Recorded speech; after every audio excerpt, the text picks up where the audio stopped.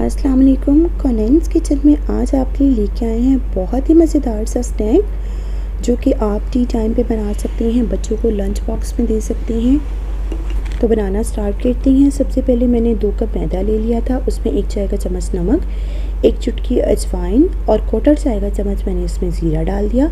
साथ ही मैंने इसमें ऐड कर दिया 4 टेबलस्पून घी डाल के मैदे को अच्छे से मिला लेंगे ताकि सारे मैदे में अच्छे से घी मिक्स हो जाए।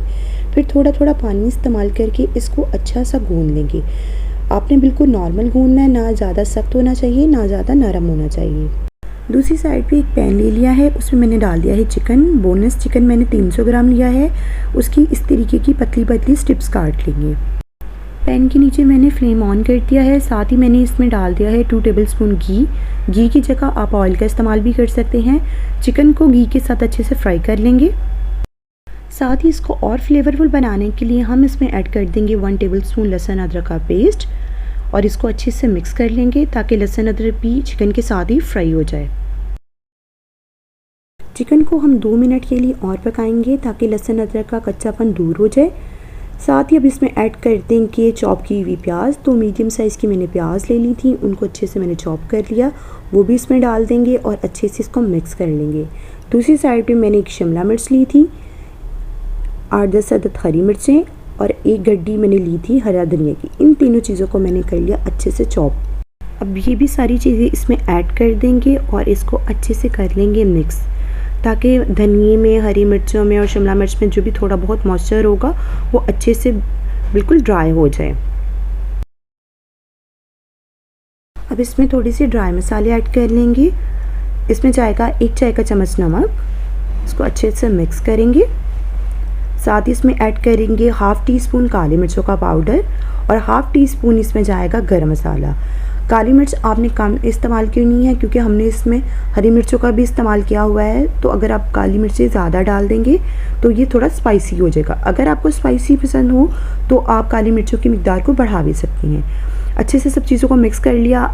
अब इसमें ऐड कर देंगे 4 टेबलस्पून मायोनीज़ भी डाल के इसको अच्छे से मिक्स कर देंगे और फ्लेम हम ऑफ कर देंगे ताकि अच्छा सा इसमें एक क्रीमी सा टेक्सचर आ जाए। अब इसको कम्प्लीटली ठंडा होने के लिए रख देंगे। दूसरी साइड पे एक बाउल ले लिया है, उसमें मैंने ऐड कर दिया है 3 टेबलस्पून मैदा। मैदे में हम थोड़ा थोड़ा पानी डाल के इसकी एक स्लैरी तैयार कर लेंगे। स्लैरी को आपने बहुत पतला नहीं रखना, थोड़ा सा थिक रखेंगे। स्लैरी बहुत ज़्यादा पतली नहीं होनी चाहिए और बहुत ज़्यादा थिक भी नहीं होनी चाहिए और इसमें कोई लम्स नहीं होना चाहिए। ये देखिए, इस तरीके की होनी चाहिए। इसको साइड कर देंगे। दूसरी साइड पे जो मैदा हमने गूंदा था उसको रखे हुए तकरीबन 10 से 15 मिनट हो चुके हैं। अब इसमें से हम एक थोड़ी सा पार्ट निकालेंगे और इसका एक पेड़ा बना लेंगे। पेड़ा हमारा हो चुका है। अब हम थोड़ा सा नीचे मैदा डस्ट करेंगे और इसको अच्छे से बेलन की मदद से बेल लेंगे। बिल्कुल हमें गोल रोटी चाहिए।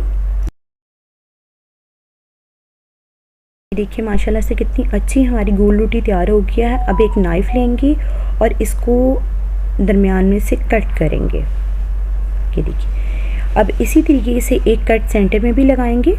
ये देखिए, एक रोटी को हमने 4 पार्ट्स में डिवाइड कर लिया। अब एक पार्ट को उठाएंगे और इसको दोनों कॉर्नर्स के साथ कॉर्नर्स मिला देंगे। ये देखिए, हल्का सा इसको दबाएंगे तो ये बिल्कुल लॉक हो जाएगा, बिल्कुल एक कोन की शक्ल में हो जाएगा। ये देखिए, आपने भी इसको इसी तरीके से करना है।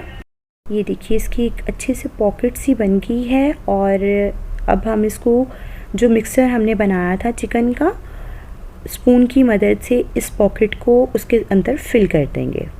बहुत दबा दबा के आपने नहीं डालना, बिल्कुल हल्का सा प्रेस करेंगे और वो नीचे चली जाएगी फिलिंग और इसके ऊपर अच्छे से जितनी आएगी आपने उतनी डालनी है, ज़्यादा भर भर के नहीं डालनी। ये देखिए कितनी अच्छी सी लुक आई है। अब हमने जो स्लैरी तैयार की थी वो ले लेंगे। अब स्लैरी को स्पून की मदद से इसके ऊपर लगा देंगे। ये देखिए, ये इतनी थिक होनी चाहिए आपकी स्लैरी। ये देखिए, अच्छे से इसको ऊपर लगा देंगे और जो ब्रेड क्रम्स थे उसके ऊपर लगा के इसको कोट कर देंगे। ये देखिए माशाल्लाह से आप देखिए कितनी खूबसूरत लुक आई है, कितने अच्छे बने हैं। अब इसको बना के साइड करते जाएंगे। इसी तरीके से मैं आपको एक और बना के दिखा देती हूँ।